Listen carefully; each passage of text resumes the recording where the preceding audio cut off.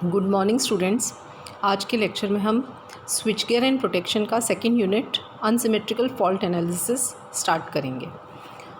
Unsymmetrical faults किसी भी power system में वो फॉल्ट जिसकी वजह से अनबैलेंस्ड करंट्स प्रोड्यूस होते हैं उन्हें हम अनसिमेट्रिकल फॉल्ट्स कहते हैं। अनसिमेट्रिकल फॉल्ट्स का मतलब है कि सभी फेजेस में करंट्स का मैग्नीट्यूड और उनके बीच का फेज़ डिफरेंस अलग होगा। पावर सिस्टम में होने वाली अधिकतर फॉल्ट्स अनसिमेट्रिकल फॉल्ट्स होती हैं। पावर सिस्टम में होने वाली अनसिमेट्रिकल फॉल्ट्स मेनली 3 तरह की होती हैं: single line to ground fault, line to line fault and double line to ground fault, जो कि यहाँ पे डायग्राम में दिखाया गया है।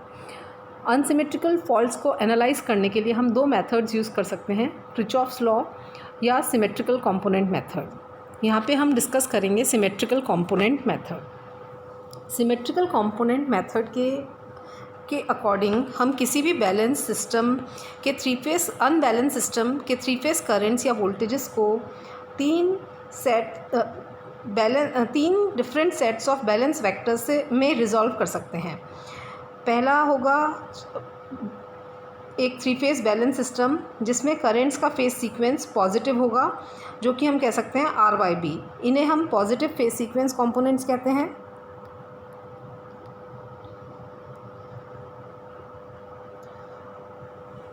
दूसरा 3 फेस बैलेंस सिस्टम होगा जिसमें करंट्स का फेस सीक्वेंस नेगेटिव होगा, जो कि RBY होगा। इन्हें हम नेगेटिव फेस सीक्वेंस कंपोनेंट्स कह सकते हैं।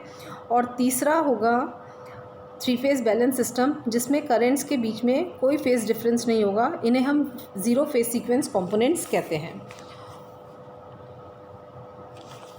तो यहाँ पे हमने देखा कि हम किसी भी अनबैलेंस्ड या अनसिमेट्रिकल 3 फेस फॉल्ट को 3 बैलेंस्ड सिमेट्रिकल कंपोनेंट्स के अंदर रिजॉल्व कर सकते हैं, positive, negative and 0 phase sequence components. और ये पॉजिटिव, नेगेटिव और 0 फेस सीक्वेंस कंपोनेंट्स को हम अनबैलेंस सिस्टम के सिमेट्रिकल कंपोनेंट्स कहते हैं। पॉजिटिव फेस सीक्वेंस कंपोनेंट्स को रिप्रेजेंट करने के लिए हम सबस्क्रिप्ट 1 यूज़ करते हैं। नेगेटिव फेस सीक्वेंस कंपोनेंट्स को रिप्रेजेंट करने के लिए हम सबस्क्रिप्ट 2 यूज़ करते हैं एंड 0 सीक्वेंस कंपोनेंट्स को रिप्रेजेंट करने के लिए हम सबस्क्रिप्ट 0 यूज़ करते हैं। फॉर एग्जांपल यहाँ पे मैंने दिखाया है IR0। IR0 जो है R फेस में करंट का 0 सीक्वेंस कंपोनेंट है। अब हम सिमेट्रिकल कंपोनेंट थ्योरी को एक 3 फेज अनबैलेंस सिस्टम में अप्लाई करके देखते हैं।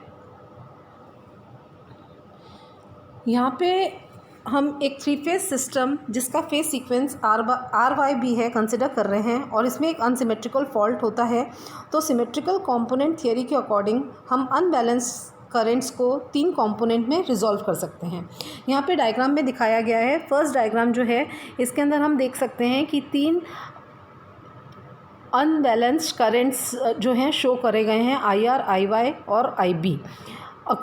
ये अनबैलेंस करंट्स हैं due to unsymmetrical 3 phase fault. Figure 2 के अंदर हम देख सकते हैं कि यहाँ पे फिगर 2 का फर्स्ट फिगर जो है उसके अंदर हम देख रहे हैं कि जो है 3 कंपोनेंट्स हमने करंट के शो करे हैं, IR, IY और IB, और इनका पॉजिटिव फेस सीक्वेंस कंपोनेंट है, पॉजिटिव फेस सीक्वेंस है। तो इन्हें हम पॉजिटिव फेस सीक्वेंस कंपोनेंट कहते हैं ऑफ करंट।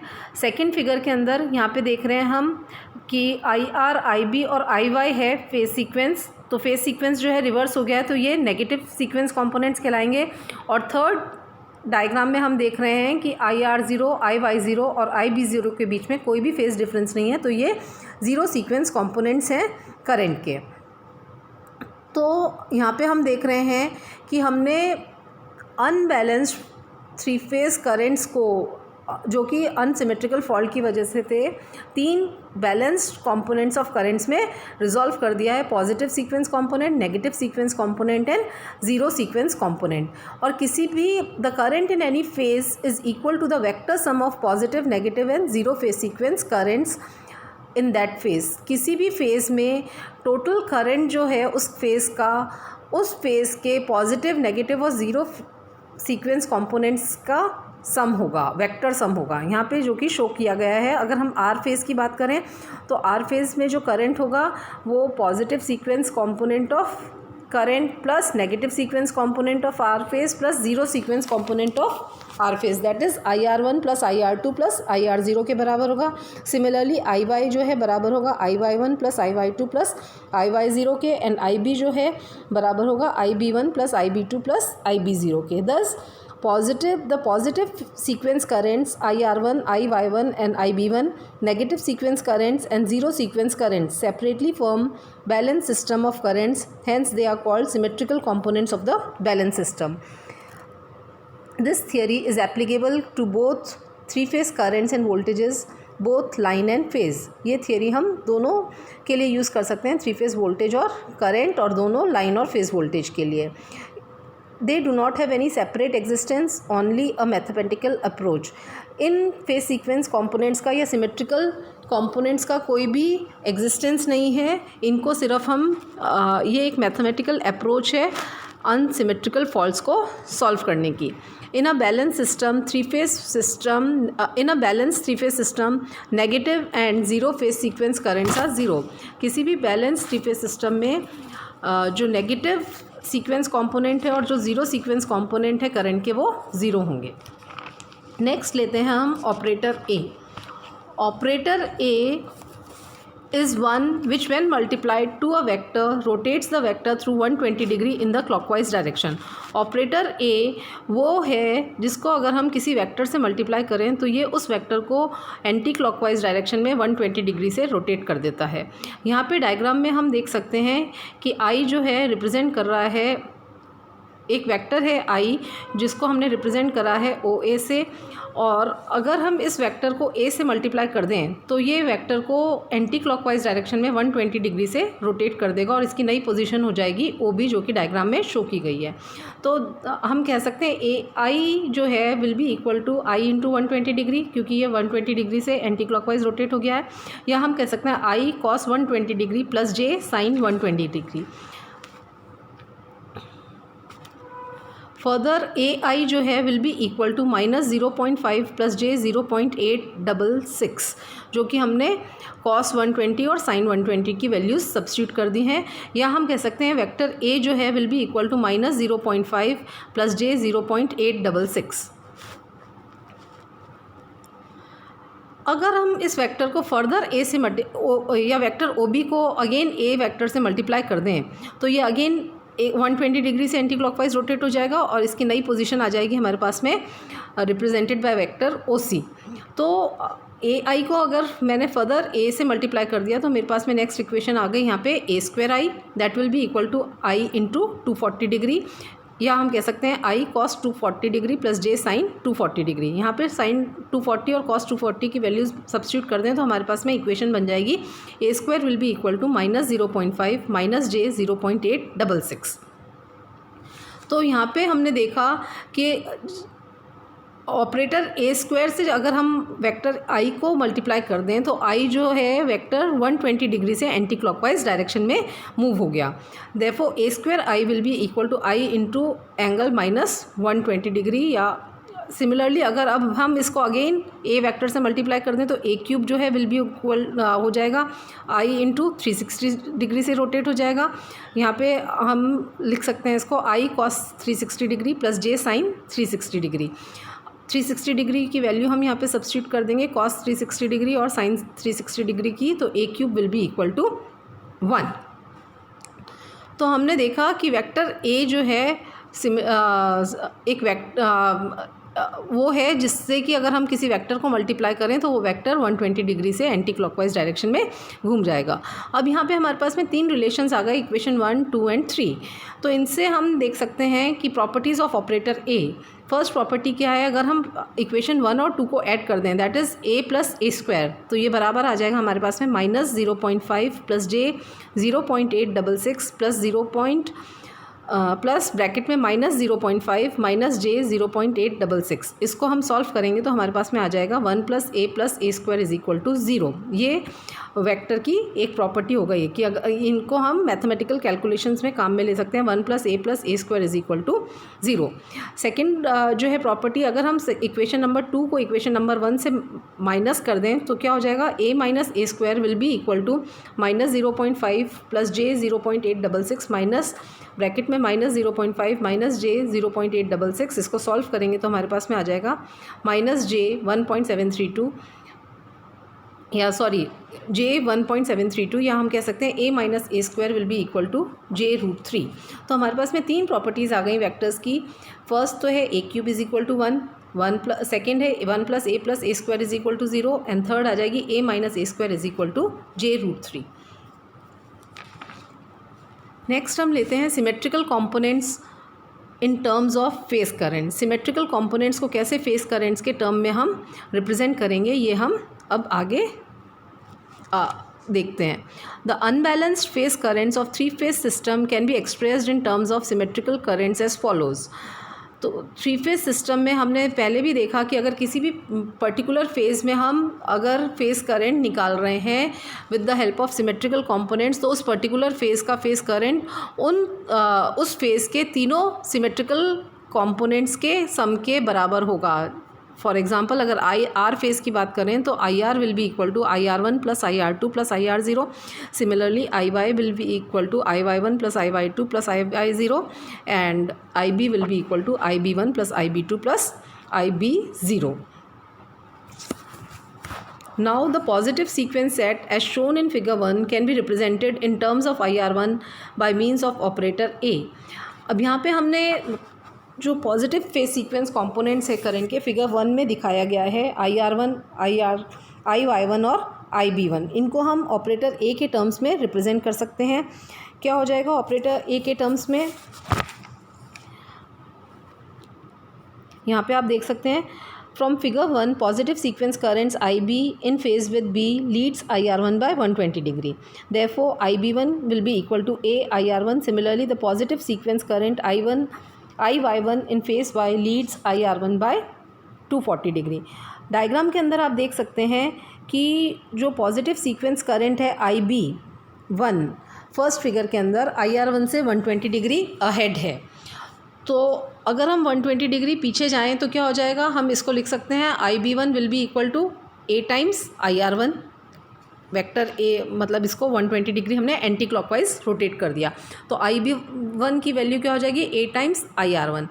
अब अगर हम वेक्टर IY1 की बात करें तो ये अगेन 120 डिग्री से रोटेट हो गया है, तो हम कह सकते हैं कि IR1 को हमने 2 बार 240 डिग्री से रोटेट कर दिया है, तो इसकी वैल्यू क्या हो जाएगी IY1 की will be equal to A square IR1।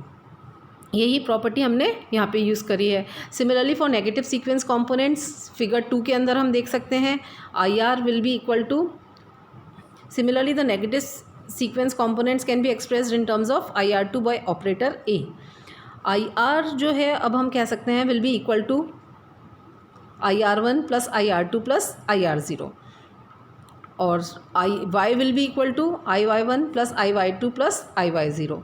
अब IY1 की वैल्यू हम फिगर से यहाँ पे सब्स्टिट्यूट कर दें तो क्या हो जाएगी, IY1 हमने पहले भी देखा है किसके बराबर है A स्क्वायर IR1, वो हमने यहाँ पे सब्स्टिट्यूट कर दी। सेकंड डायग्राम में हम देखें Y2 जो है IR2 से 120 डिग्री अहेड है, तो हम अगर इसकी value in terms of IR2 लिखें तो क्या हो जाएगा, ये इस वेक्टर को हमने 120 डिग्री एंटी क्लॉकवाइज रोटेट कर दिया है, तो इसकी वैल्यू हो जाएगी A IR2। तो यहाँ पे IY2 की जगह हम सब्स्टिट्यूट कर सकते हैं A IR2 + IR0। Similarly IB will be equal to IB1 + IB2 + IB0, या हम कह सकते हैं this will be equal to from figure 1 IB1 will be equal to A IR1, and from figure 2 IB2 जो है बराबर हो जाएगा A स्क्वायर IR2। तो यही यहाँ पे हमने सब्स्टिट्यूट कर दिया, तो हमारे पास में IB जो फेज़ करंट है B फेज़ में करंट जो है वो हो जाएगा A IR1 + A square IR2 + IR0 sorry. तो हमारे पास में ये 3 इक्वेशंस आ गई। अब ज़ीरो सीक्वेंस करंट जो है, अगर हम इक्वेशन 1, 2 और 3 को ऐड कर दें तो हमारे पास में क्या आ जाएगा, IR plus IY plus IB will be equal to, इनको हम आगे देख सकते हैं, ये बराबर आ जाएंगे IR1 प्लस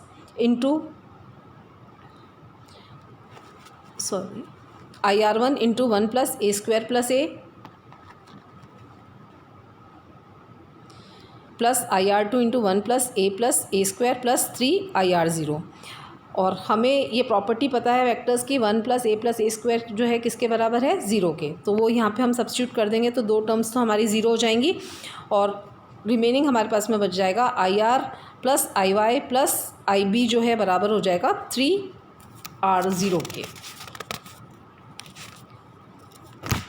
या हम कह सकते हैं जो ज़ीरो सीक्वेंस कंपोनेंट है करंट का R फेज़ में, वो हो जाएगा 1/3 into IR plus IY plus IB का सम।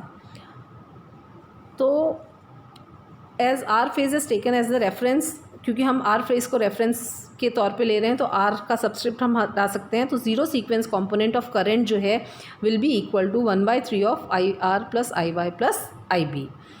Similarly positive sequence component of current के लिए हम देख सकते हैं, यहाँ पे पॉजिटिव सीक्वेंस करंट के लिए अगर हम इक्वेशन 2 और 3 को ऐड कर दें, इक्वेशन 2 एंड 3 को ऐड कर दें तो हमारे पास में क्या आ जाएगा, इक्वेशन 2 में अगर हम इक्वेशन 2 को A से मल्टीप्लाई कर दें और इक्वेशन 3 को A स्क्वायर से मल्टीप्लाई करके ऐड कर दें तो हमारे पास में लेफ्ट हैंड साइड में आ जाएगा IR plus AIY plus A square IB will be equal to IR1 plus 1 plus A cube plus IR2 into 1 plus A square plus A4 plus IR0 into 1 plus A square. Again vectors की property use करते हुए हम देखेंगे 2 terms तो 0 हो जाएंगी और third हमारे पास में आ जाएगा 3IR1। Again IR1 will be equal to 1/3 of IR plus AIY plus A square IB। तो हम देख रहे हैं कि जो पॉजिटिव सीक्वेंस ऑफ कंपोनेंट है करंट का with respect to R phase वो है 1/3 of IR plus AIY plus A square IB। अब हम कैलकुलेट करते हैं negative sequence component of current. Negative sequence current के लिए अगर हम इक्वेशन 2 को A स्क्वायर से मल्टीप्लाई कर दें और 3 को A से मल्टीप्लाई कर दें और इन्हें ऐड कर दें तो हमारे पास में जो आ जाएगा वो आ जाएगी term IR plus A square IY plus AIB will be equal to IR1 into 1 plus A4 plus A square plus IR2 into 1 plus A cube plus IR0 into 1 plus A square plus A। अगेन यहाँ पे vectors की जो है property हम use करेंगे तो हमारे पास में रिलेशन जो बचेगा IR2 will be equal to 1/3 into IR plus A square IY plus AIB। या हम इसको कह सकते हैं कि I2 will be equal to 1/3 into IR plus A square IY plus AIB। यहाँ पे हमने सबस्क्रिप्ट R जो है ओमिट कर दिया है क्योंकि जनरली R फेज़ को ही रेफरेंस फेज़ लेते हैं। सिमिलरली सिमेट्रिकल वोल्टेज कंपोनेंट्स को भी हम R फेज़ के रिस्पेक्ट में कैलकुलेट कर सकते हैं, जो कि यहाँ पे आप देख सकते हैं E0, E1 और E2 की वैल्यूज़ जो हैं सिमिलरली हम उनसे कैलकुलेट करके निकाल सकते हैं। Thus we conclude that a 3-phase balance system consist of positive sequence components only, negative and zero sequence components are zero. तो हम यहाँ पे देख सकते हैं कि एक 3-phase बैलेंस सिस्टम के अंदर सिर्फ पॉजिटिव सीक्वेंस कंपोनेंट्स करंट के होंगे, नेगेटिव और ज़ीरो सीक्वेंस कंपोनेंट जो हैं वो ज़ीरो होंगे। Unsymmetry in a 3-phase system is due to the presence of negative and zero sequence components. जो अनसिमेट्री है 3-phase सिस्टम में वो नेगेटिव और ज़ीरो सीक्वेंस कंपोनेंट्स की वजह से ही है। The vector sum of positive and negative sequence components of unbalanced 3-phase system is 0। Vector sum जो है पॉजिटिव और नेगेटिव सीक्वेंस कंपोनेंट्स का अनबैलेंस 3-phase सिस्टम के अंदर वो 0 होगा। इन a 3-phase unbalance system the magnitude of negative sequence component can not exceed the positive sequence component. किसी भी 3-phase अनबैलेंस सिस्टम के अंदर जो नेगेटिव सीक्वेंस कंपोनेंट्स का मैग्नीट्यूड है वो पॉजिटिव सीक्वेंस कंपोनेंट्स के मैग्नीट्यूड से ज़्यादा नहीं होगा। तो आज के लेक्चर में हमने देखा कि कैसे हम सिमेट्रिकल कंपोनेंट थियोरी को 3-phase अनसिमेट्रिकल फॉल्ट्स के एनालिसिस के लिए यूज़ कर सकते हैं। Thank you.